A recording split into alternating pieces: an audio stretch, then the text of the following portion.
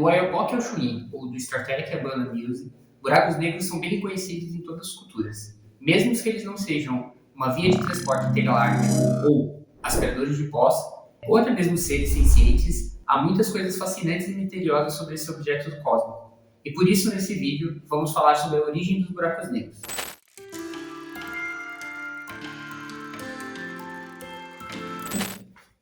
Então, saudações astronômicas, meu nome é Renato e hoje vamos falar sobre os buracos negros, mas o que a gente precisa entender sobre eles?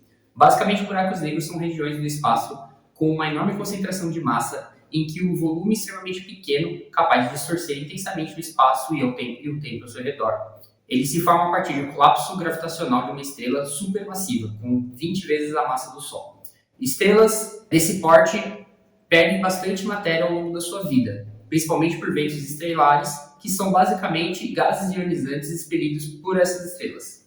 A estrela, em determinado momento, colapsa em uma supernova, que é uma grande explosão que marca o fim da vida da estrela supermassiva. O núcleo remanescente da explosão, tendo pelo menos 3 vezes a massa do Sol, com o material estelar exprimido em um espaço bem menor, mas ainda em grande concentração de massa, formando assim um buraco negro.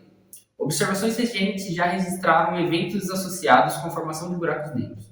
Por exemplo, a missão NEOWISE da NASA, que se dedica a identificar asteroides e cometas, acabou registrando dados que, ao serem analisados, levaram à identificação da morte de uma estrela na galáxia de Andrômeda e sua transformação em um buraco negro que agora está a 2,5 milhões de anos-luz de distância da Terra. Agora pode ficar aquela dúvida: será que buracos negros, quando formam, ficam assim para sempre?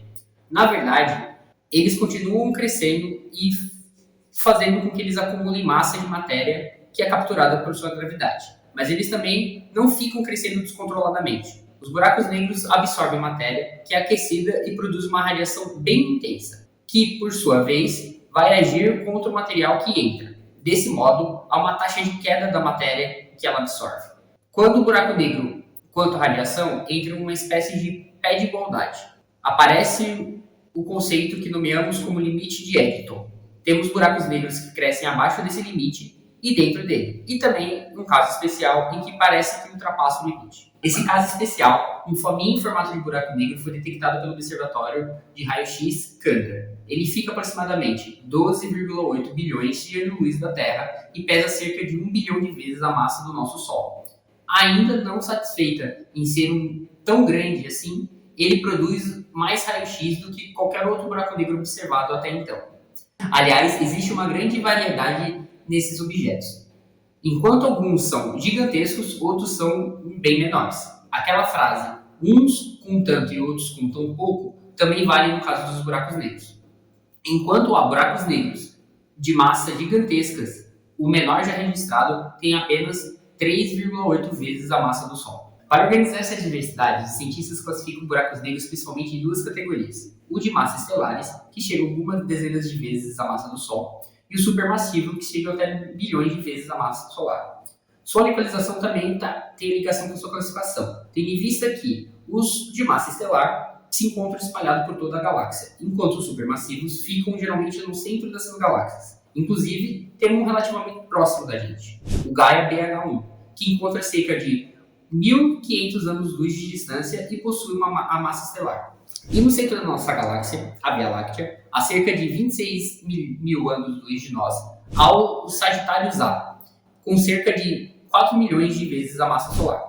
Há um detalhe sobre os buracos negros: eles ficam estáticos, todos rotacionam e podem chegar até a 1.000 rotações por segundo, como é o caso do velocista GRS 1915 mais 105, um buraco negro de massa estelar localizado na constelação de Águia.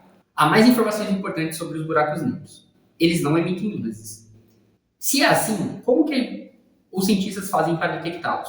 O que fazemos é estudar as alterações ao redor deles, tais como órbitas alteradas de estrelas, ondulações dos tecidos no espaço-tempo, conhecidas como ondas gravitacionais, emissões de raio-x provenientes de disco de acreção, que são anéis de gás e poeira que circulam os buracos negros, e distorções de luz em efeitos conhecidos como lentes gravitacionais. Todos esses fenômenos detectados em uma região são sinais de que há um buraco negro lá. Ah, mas mesmo com todos esses métodos, existem alguns buracos negros que ainda permanecem ocultos por cientistas, especialmente quando estão envoltos de densas nuvens de gás e poeira que bloqueiam parte da radiação X, de raio-X, e de baixa energia. Ainda assim, o número de buracos negros presentes no universo observável está longe de ser pequeno. Estima-se que existam cerca de 40 quintilhões, ou 4 vezes 10 elevado à 19ª potência, desse objeto cósmico por aí. Uma quantidade colossal, não é?